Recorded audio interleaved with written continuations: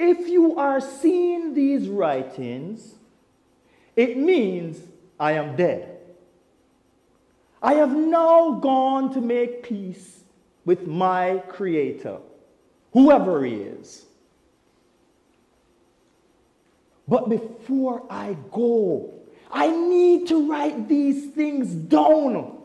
Because if I don't, then everyone will tell you what I was thinking based on my actions. How can anyone tell you what I was thinking when nobody asked me? I got blamed for this whole crucifixion of Jesus when I was not to be blamed. Listen, the people made their decision. But as usual, blame the government official for anything that goes wrong.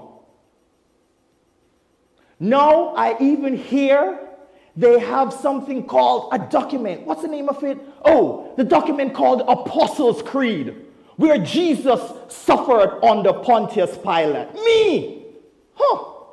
How did I get the blame for all this? It shocks me to this very day. You know what?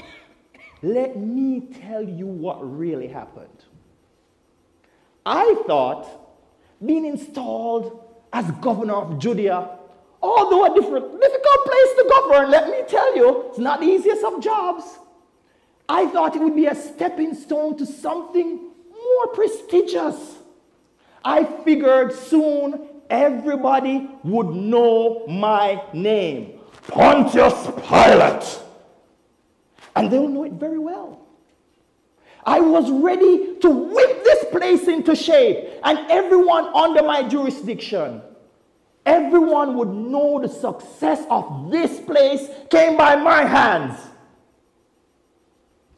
My biggest fear, though, is not to offend the Roman Emperor Tiberius. Whew. Just saying his name gives me chills. He made sure to send me strict instructions on how to treat the Jewish people. He said, change nothing that has already been sanctioned. Leave all their customs. Regard their sacred Jewish laws for public order. This made me think, what is so special about the Jewish nation? For some reason, Tiberius feels these people are something. And Tiberius admires the Jews and their religious ways. He thinks of them as his most devout subjects in their empire. Worship on the Sabbath day. Keep it holy. A bunch of foolishness. I personally don't care for them because I'm a pagan. Now I have to be the Jews' babysitter. Can you imagine that? You know what? I decided I better keep the emperor happy. And the best way to do that is do what he says. May I remind you something about the emperor? He has a violent temper and thinks nothing of killing families for practically no reason.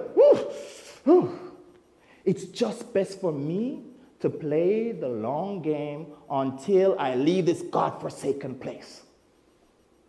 My first act, though, as governor, was to get this place looking into shape. I wanted to look like a Roman colony.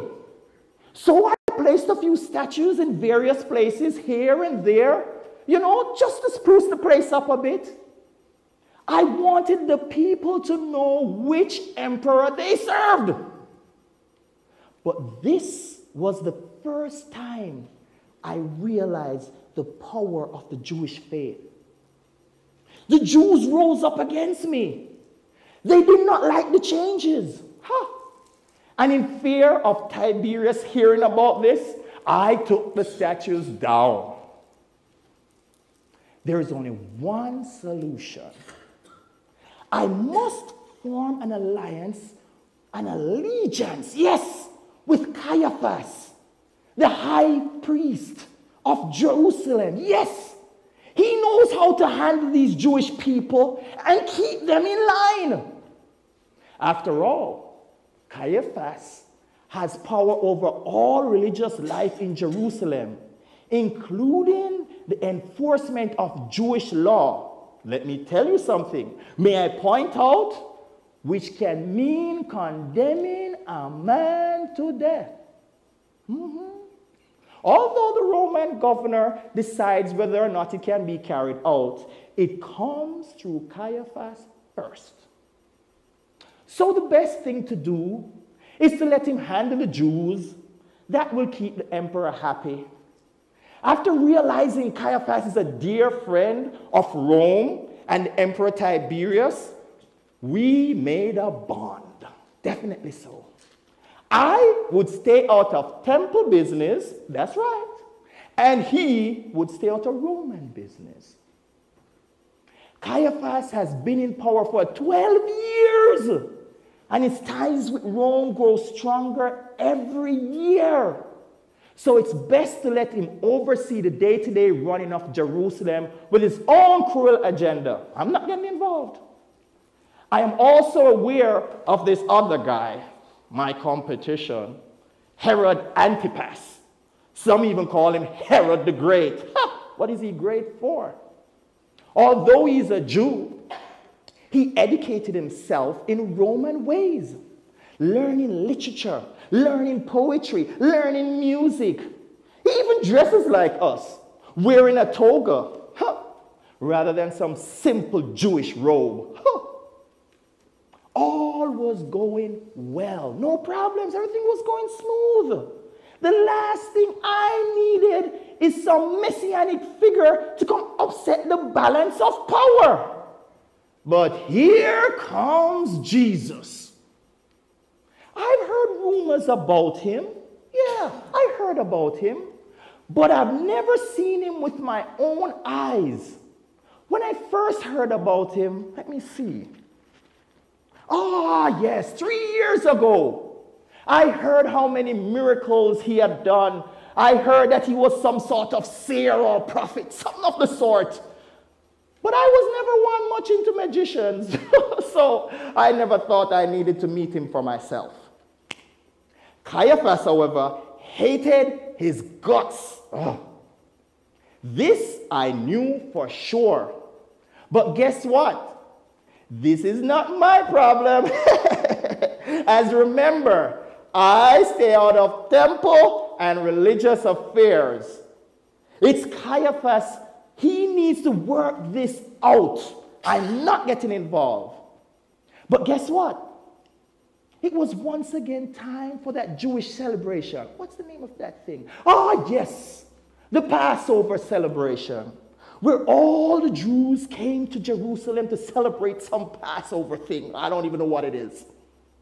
Of course, I must be there. I have to show my support. It's all about keeping the peace. So I made sure I was there. My wife Claudia and I get to stay in the former palace of Herod the Great. I keep myself well groomed, so my wife and I fit that palace. No need to look like all these Jews with these long beards.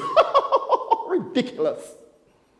I'm not interested in all their stupid customs and religions and traditional beliefs of some man called Moses and some Israelite nation. They were forced to flee Egypt or something like that without giving their bread time to rise and led to unleavened products being forbidden at their Passover.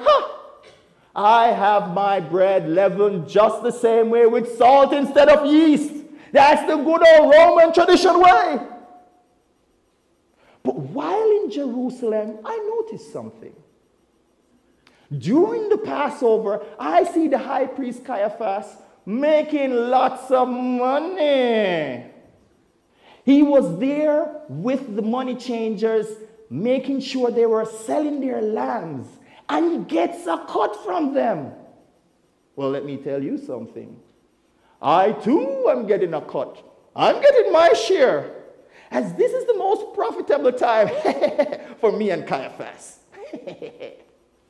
Unknown to me, though, what was going on, I looked through my window and I see the temple guards escorting a man into the temple. What is this all about? The next thing I know, I see the guards and the priest escorting this man to my residence. From all appearance, when I look at him, it looks like the man called Jesus. This is shocking. Can someone be brought up on charges so close to the Passover? Doesn't make sense. I thought this was their Jewish holiday. Soon, it was crystal clear to me that Jesus was on trial. I asked them, what charges are brought against this man? You bring him to me. What charges are brought against him? They said to me, blasphemy. I laughed. I quickly spoke up and told them blasphemy is not against Roman law. Take him and judge him yourselves. But guess what? Then I realized Caiaphas would not let this go. And so I knew there would be problems. Oh my gosh. But my luck changed. Guess what happened? I found out that Jesus was a Galilean. Yep. And guess what? Herod has jurisdiction over Galilee. So I told them, take him to Herod's new palace. After all, it's not far from here. At this time, I thought everything was okay. I did not want to get involved with Caiaphas' vendetta against the seer or the prophet named Jesus. Especially since from what I heard, he seems to be an okay guy. Yeah, he seems fine. He was like, what? Feeding some multitude on a hill. He was like healing sick people or something like that. Some sort, I don't even know. But Herod will be handling the situation now. I am not involved with this Jewish law-making decisions. I'm okay. Or so I thought. It was to my surprise when Herod sent him back to me for me to handle the matter as he himself found no fault in him. Oh my gosh, this Jesus thing is getting to me. In fact, what was so confusing is that Herod considered me his least favorite person. But now, because of this Jesus incident, we have become friends. Now I know I hold the fate of Jesus in my hands. I did my best. I asked him questions, and he never answered. So you know what I did? I asked him more questions. I said to him, are you the king of the Jews? He answered by saying this. It's just as you say.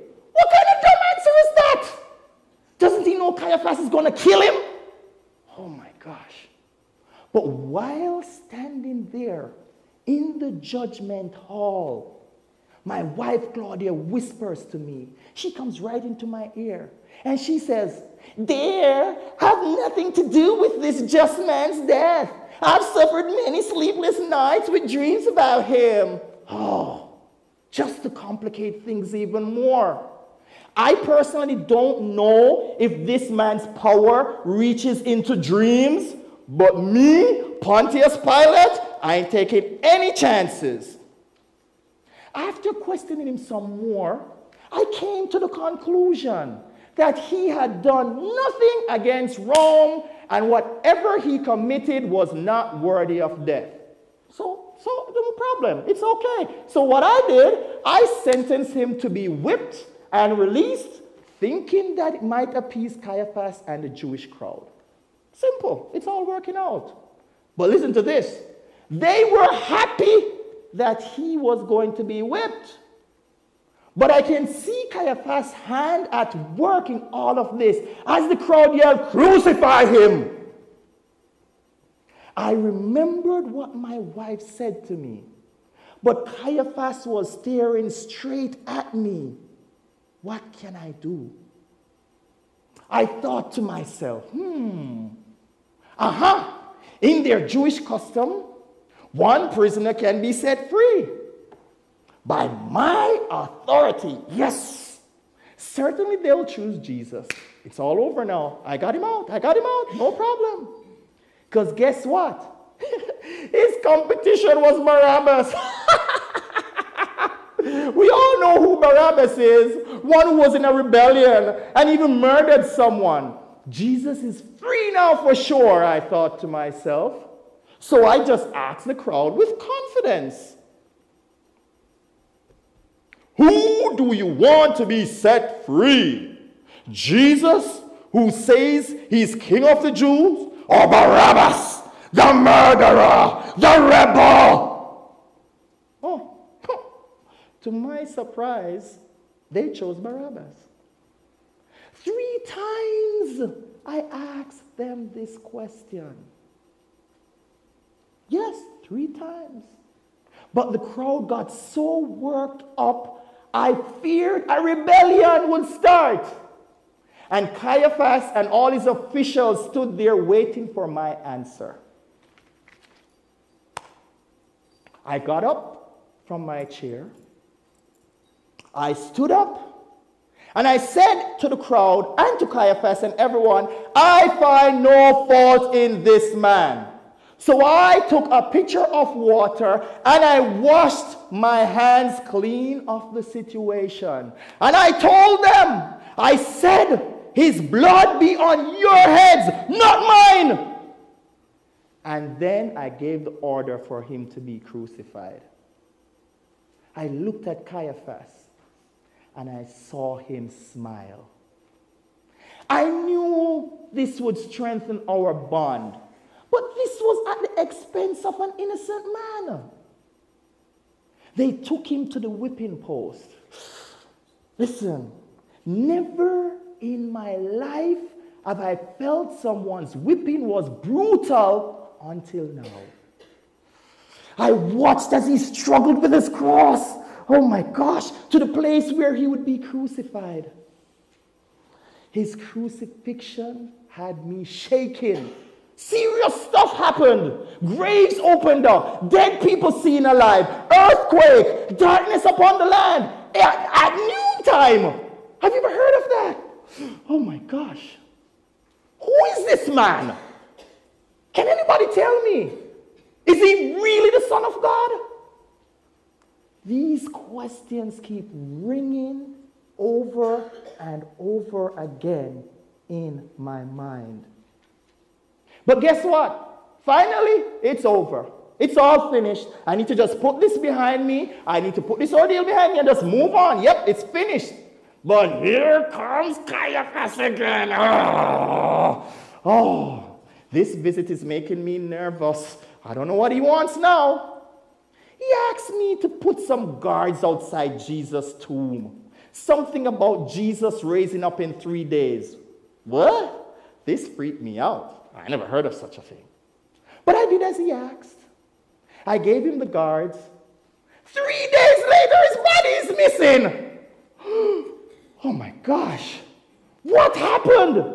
Did he really raise from the dead? My guards are now scared, and Caiaphas is giving them money to shut them up. This is just too much for me. I can't take it. Who is this man called Jesus? Is he the Messiah? This Jesus Messiah thing has me thinking, what if this man is the Son of God?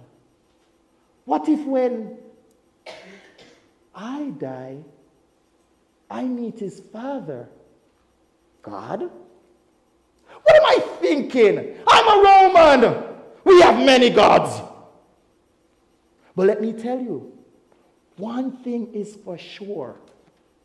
After I die, if I meet Jesus and his Father in the afterlife, I hope he tells his Father that I tried my best to help him. And hopefully we can come to some arrangement. After all, I did try and set him free. Hopefully, he can do the same for me.